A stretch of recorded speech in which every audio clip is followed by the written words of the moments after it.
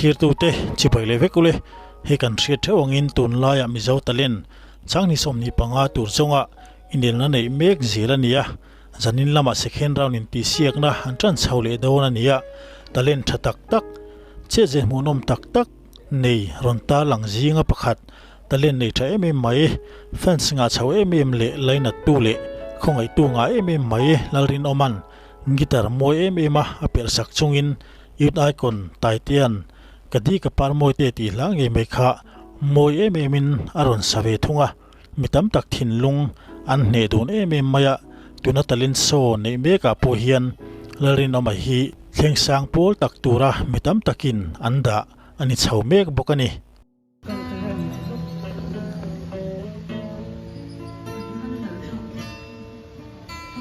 Zan kwa tayin matin ka ber kan ru liyay kwa ahal sri lu alege lai khung khe ne matin ka ber ka riang wa emai min nem thiam ren hi an silo nang ngay vang hiane zan mu ren ka ching thelo asin ka di ka pa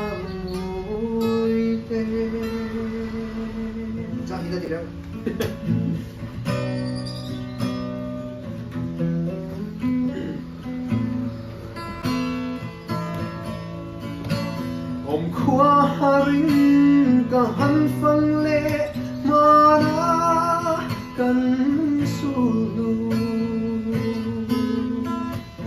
at ka namual ma dang silo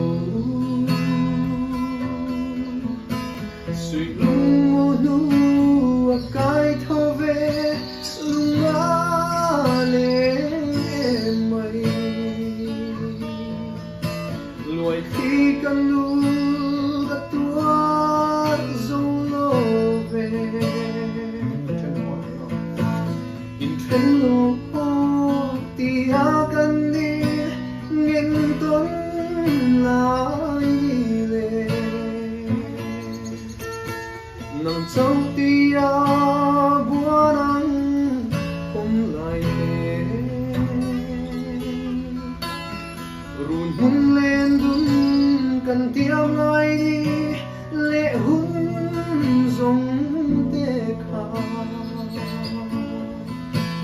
ham hal mayan kapal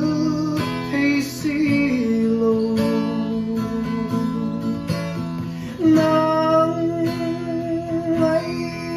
vang hiare zan muren ka ching thelo asin ka di ka pa moi te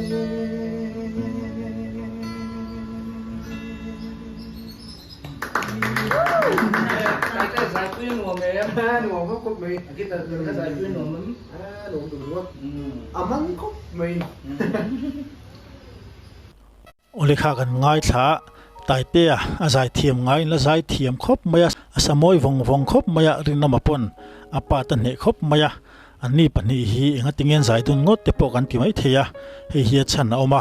chu kan ngai tha zilok don ani mizo talen Taitean le offense group in phenglong tum thiam Rinawma lom puina thilpek an hlana zalen news ina atalan dan hi ngai thalok taila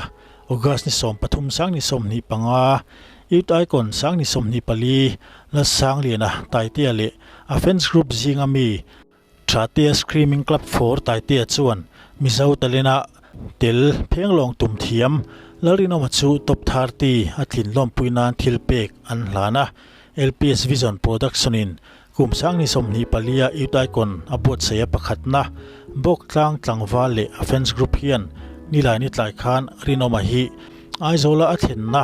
zomuana kimte ina anlom pui zelan tirnan poisa baka ti sat le thildang an hlana ni taite chuan Rinawma talent chu ro puyatia mizo talent first round na a pheng long tumin aril ruan he thu le thiamati thu asoya mitlama harsana nei chunga mipui muwa atalen phau chuak tura inti siaga ma chon ngam na chu en ton tlak ati thu soin akal zel na tura du sakna alan bokani taite hianama po LPS vision zara mipui hriat ani thu it icon inti siak na lai le anulam thlengin mipui du sakna adon na sat thu soya hei wang hian LPS bot sai thawatel Rinawma hena du sakna thilpek hlan ve nge edua offense group zinga mitinena tangkopin man la tani ti soi LPS vision production bot sai Mahindra XUV 3XO mizo talen sangni somni panga chuan ngai hlut a hlo mek zela contestant zinga mi na zol khuwa kum som paruk mi Rinawman middel ni chunga phenglong atum thiamna chuan miril ru a hne hlea Mahindra XUV 3XO mizo talen sangni somni panga first round inti siak na hi zo to ni in top 30 inti siak na chu zan in ni lai thotan zana tangin zan thum chung neile ani don ani ole khatiang khathil thlen dan ni ya Taitean le offense group te antilom omin an che thakop maya Rinawma tampo alom om du khopin Rinawma chumini rual chuan phenglong ham mai pelama hian Rinawma hian guitar te kha ani so em mai boka daite zai taite la saktur moi em minan bit saka tin keyboard thlengpon ati theya drum lamte po hi ti them ti thlengin ril ruwa oma Rinawma hi mitalent te takani ti a hriat ngoi ngoya atling chawa mi pui lamte pon kan mel hriat chhozel ani phei chuan phenglong ham ringot laute po hi aron ti chhawlawang ti po soi theilawani chutiang khopa talen chi sang sang phau chhuat tur nei tha ania tuna mizo talen sangni somni panga turan zon mekna po hian a beise om ber pol zingami ati lo theilawani engponi sila akal chhauze na tura Rinawma po du sakna hlan chungin mirpui lampon theitopin kan support ziate tilang chhauze lila atana na sataka kongeng sutkian saktu ni tum chhauzel turin mipui lamte athle tu lamte po kanin som du ni Keima brand start keima brand lukhum temo ke tan chon mo le mai kha